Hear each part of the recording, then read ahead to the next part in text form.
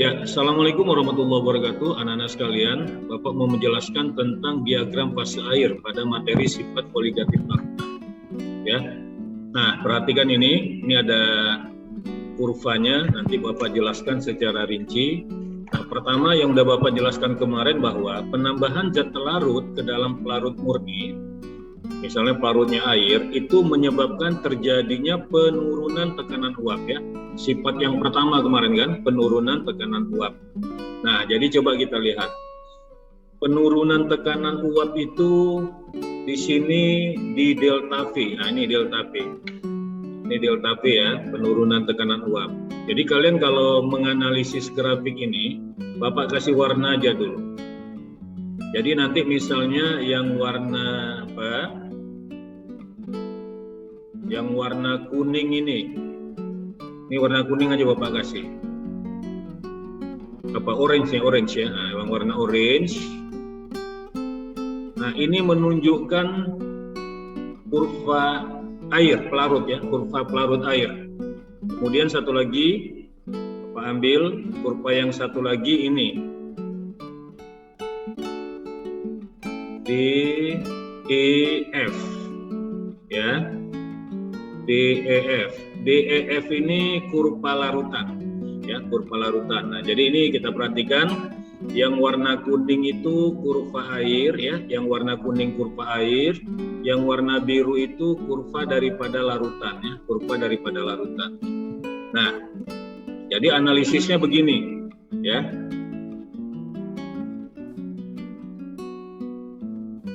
Nah, jadi analisisnya coba kalian lihat di sini. Akibat penurunan tekanan uap sebesar delta P ya, sebesar delta P. Ini Bapak tambahkan simbol deltanya. Ya. Nah, jadi akibat penurunan tekanan uap sebesar delta P, kurva fase ABC. Nah, nih, jadi kurva fase ABC ini berarti kurvanya pelarut ini. Nah, kurvanya air. Ya, kurva fase ABC bergeser menjadi kurva DEF ya. Nah, jadi pergeseran sebesar delta P ini ya menyebabkan bergesernya kurva air ya, kurva air yang berwarna kuning tadi menjadi kurva larutan yang berwarna biru. Nah, itulah efek penyebab penurunan tekanan uap tadi. Jadi bergeser kurvanya ya, bergeser kurvanya. Nah, Akibat pergeseran kurva ini terjadilah penurunan titik beku. Jadi di sini nanti ada yang kita lihat penurunan titik beku dan kenaikan titik didih. Coba perhatikan ini di jalur yang horizontal ya. Nah, jalur yang horizontal ini kan suhu, T ini suhu. Nah, T-nya suhu ini semakin ke kanan suhu kan semakin besar. Ya. Sementara tadi ini yang ke atas ini tekanan ya. Kanan. Nah, jadi akibat apa tadi penurunan tekanan uap, akibat penurunan tekanan uap bergeserlah kurva pelarut menjadi kurva larutan ya. Makanya nanti ini akibat pergeseran ini kita lihat, nah di sini terjadi penurunan titik beku, Jadi misalnya gini, kalau Bapak tarik dari kurva yang kuning ini ke bawah ya. Nah, dari kurva yang kuning itu kan punya pelarut. Jadi kalau Bapak tarik ini ke bawah, nah berarti dapatlah si I. Nah, jadi I di sini ini berarti punya pelarut ya, punya pelarut. Ini kita simbolkan dengan TF0. Ya, ini disimbolkan dengan TF0. Sementara kalau misalnya Bapak tarik dari kurva biru itu kan punya larutan. Bapak tarik ke bawah, ya,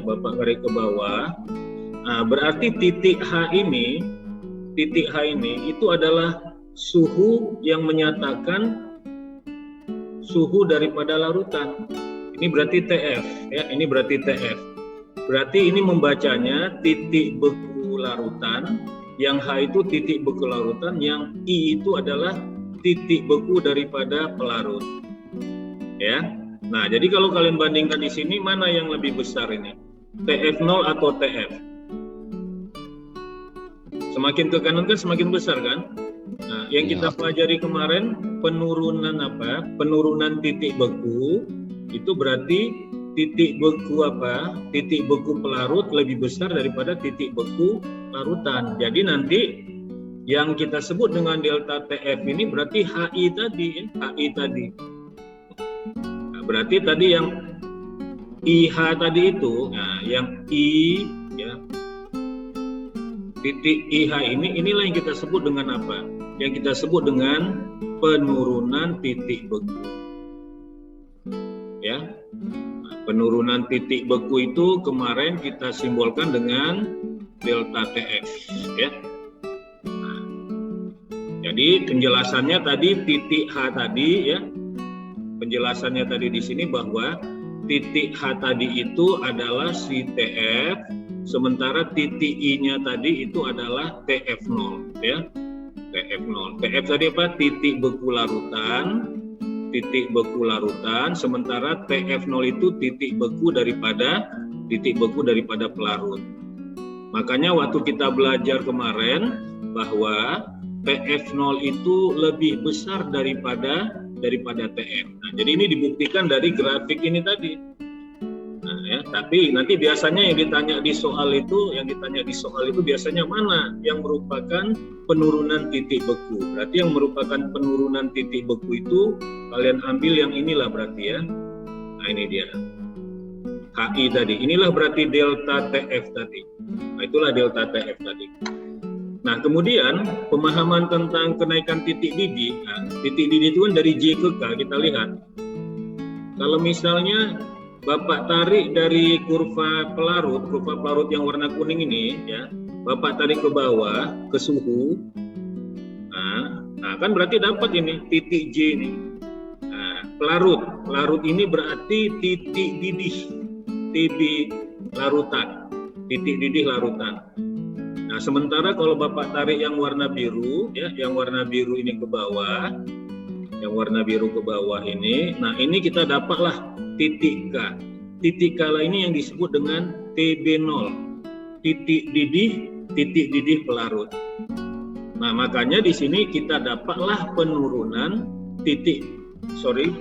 titik didih. Jadi kalau kenaikan titik didih itu coba lihat itu. TB0-nya lebih besar daripada TB, ya. Oke. Coba kita lihat tadi, mana tadi kenaikan titik didih, mana tadi? Ini sorry ya, kebalik ya. Ini tadi TB0 ya, pelarut tadi TB0, titik didih pelarut, sementara yang berwarna biru tadi itu adalah titik didih daripada larutan, itu berarti TB, ya, TB. Makanya di sini TB-nya lebih besar daripada TB0, makanya dibilang dia kenaikan titik didih, ya. Nah, jadi ini kenaikan titik didihnya itu yang ini berarti, ya. Jadi JK ini, inilah yang kita sebut dengan delta apa tadi? Delta TB, ya, delta TB. Nah, makanya keterangannya di sini bahwa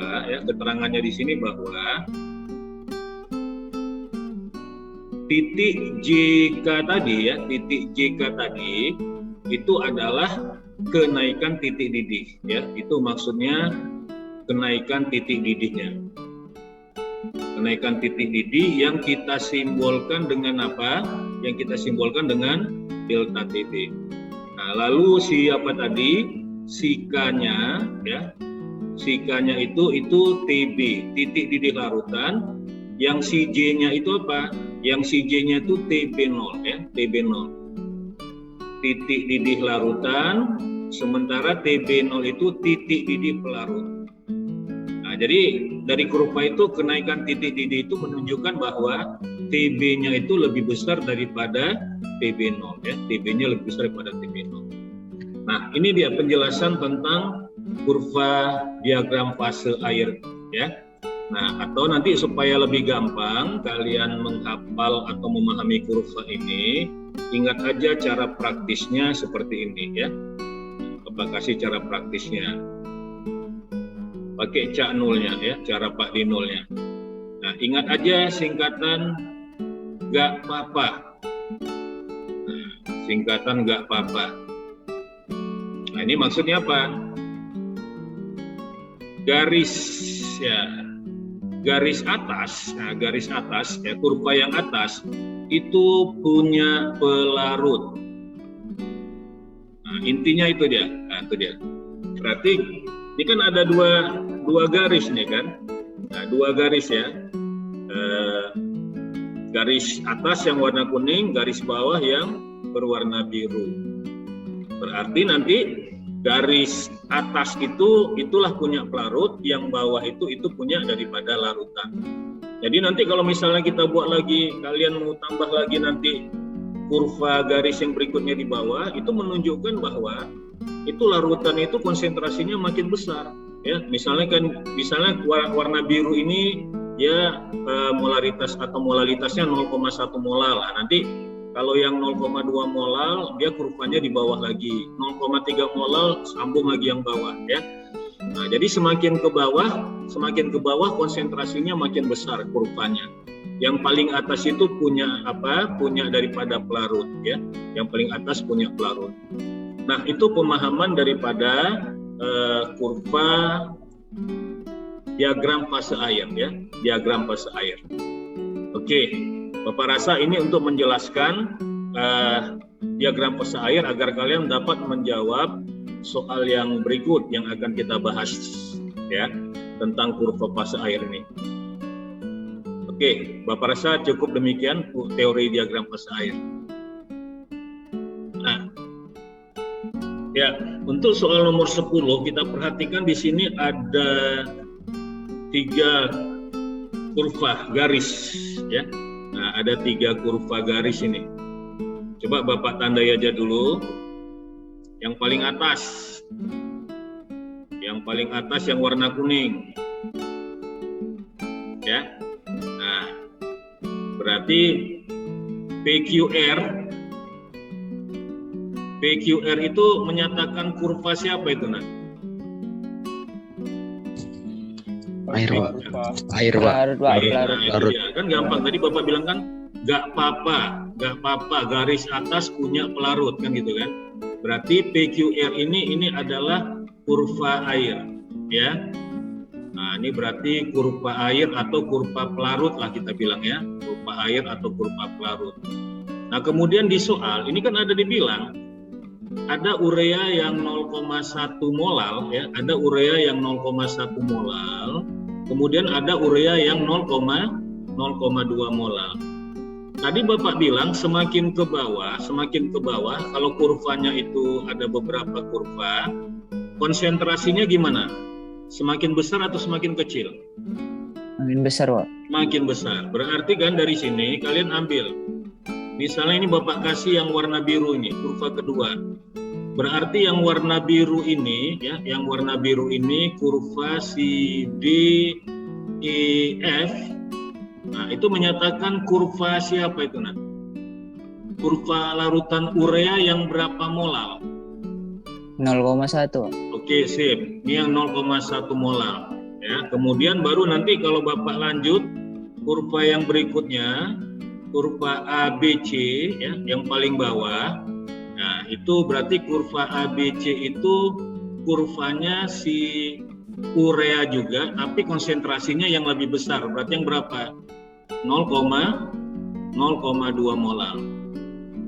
Ya, oke. Pertanyaannya apa tadi? Pertanyaan di soal itu urea 0,2 molal. Ya, jadi pertanyaan itu adalah urea yang 0,2 molal ditunjukkan oleh titik ya, titik didih, bukan titik didih. Soalnya tadi apa itu? Titik didih atau titik beku larutan soal kita tadi? Pertanyaannya tadi.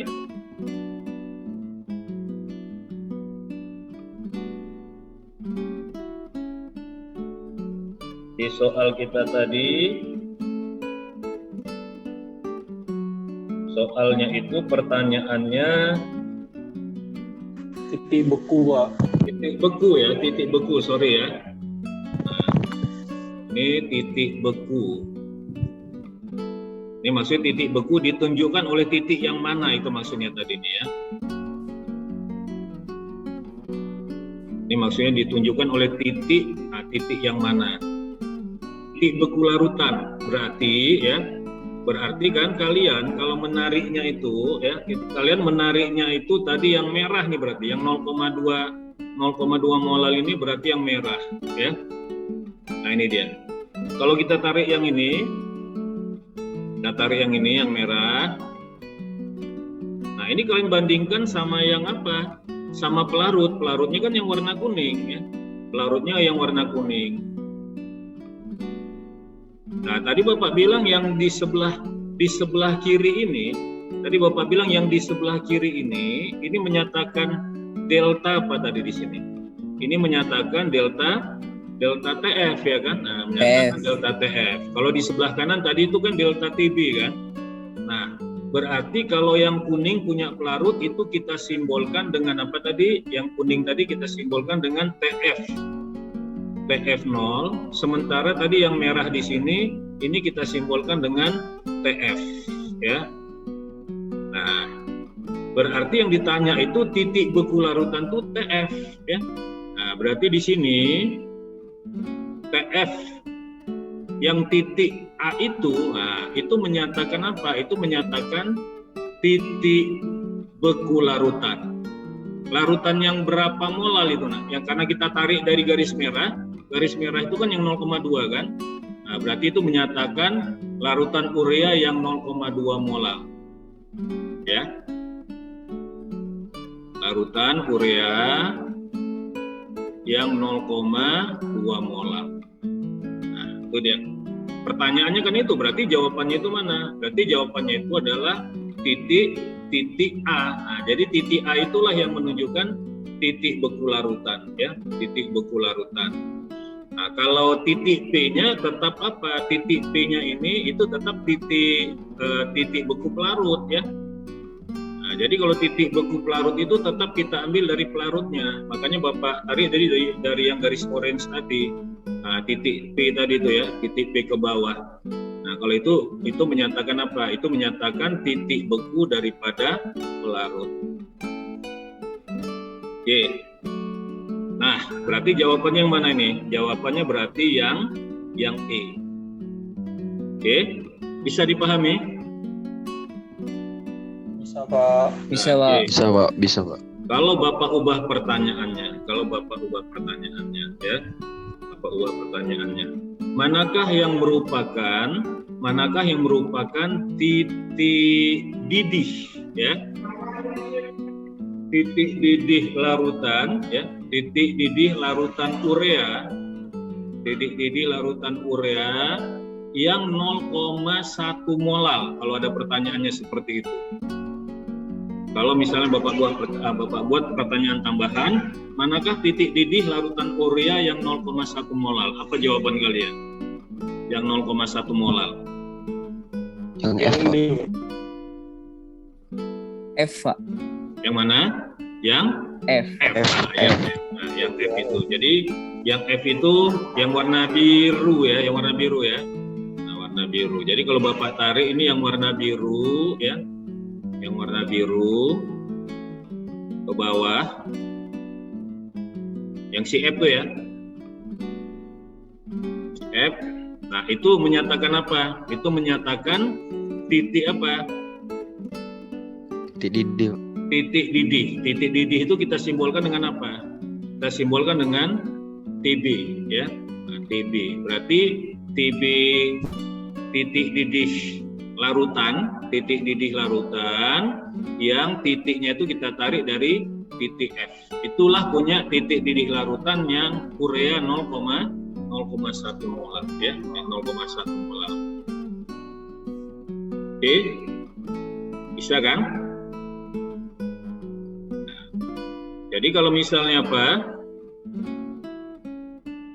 Nah, kalau misalnya ini apa? Untuk pelarutnya ini lebih apa ini ya? Lebih istilahnya ini pelarutnya ini harusnya lebih, kita buat begini aja supaya jelas ya. Si R ini gambarnya agak begini sedikit lah kita buat supaya jelas ya. Jadi dia kita tarik gini aja dulu ya. Nah, jadi nanti si R itu kira-kira seperti ini, lebih dulu grafiknya ya si R. Nah, jadi titik R ini di sini ya. Nah, sebenarnya ini agak apa? Agak kejauhan dia. Makanya kalau kita tarik ke bawah ya, nah berarti R ini sebagai apa? R ini sebagai TB0 dia. Nah, TB0. Makanya nanti dapat delta apa? Delta TB-nya itu di sini. Nah, di sini delta TB-nya ya. Itu delta TB-nya. Jadi titik apa? Titik R. Jadi kalau misalnya kita ambil titik R-nya, itu berarti titik R itu menyatakan TB0 ya, menyatakan TB0. Menyatakan apa itu? Titik apa? Titik didih ya. Nah, titik didih daripada pelarut ya, titik didih daripada pelarut. Nah, ingat selalu ya, kalau kenaikan titik didih, TB lebih besar daripada TB0. Kalau penurunan titik beku, TF0-nya lebih besar daripada TF ya. Jadi dengan demikian inilah cara kalian nanti memahami daripada kurva ya. Kurva fase air.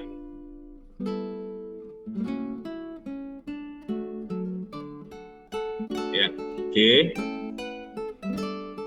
Sampai di sini ada pertanyaan kira-kira? Nggak ada, Nggak ada, Pak.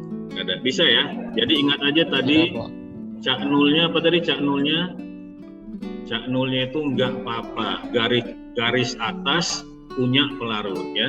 Garis atas punya pelarut. Kemudian kalau ada kurva di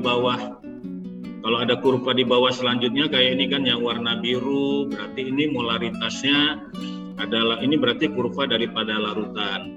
Kemudian ada lagi kurva di bawah lagi, misalnya yang warna merah, ini kurva larutan yang sama, tapi konsentrasinya beda ya.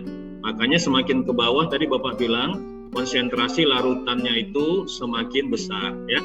Kayak di sini ya, yang berwarna biru DEF tadi ya, DEF itu menyatakan kurva larutan urea yang 0,1 molal, sementara yang warna merah ABC itu menyatakan kurva larutan urea yang 0,2 molar. Semakin ke bawah molaritasnya semakin besar.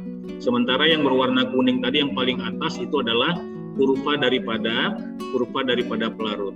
Jangan lupa ruas sebelah kiri ini delta TF ya, ini delta TF. Ruas sebelah kanan itu menyatakan delta TB ya, delta TB. Oke, Bapak rasa itu penjelasan untuk kurva fase air. Jadi dengan demikian nanti kalau ketemu soal-soal di UTBK seperti ini bisa menjawabnya nggak sampai 2 menit lah ya, kalau kalian udah paham konsepnya di sini. Oke, Bapak rasa demikian yang penting ya dari pemahaman teori diagram fase air dan pembahasan soalnya.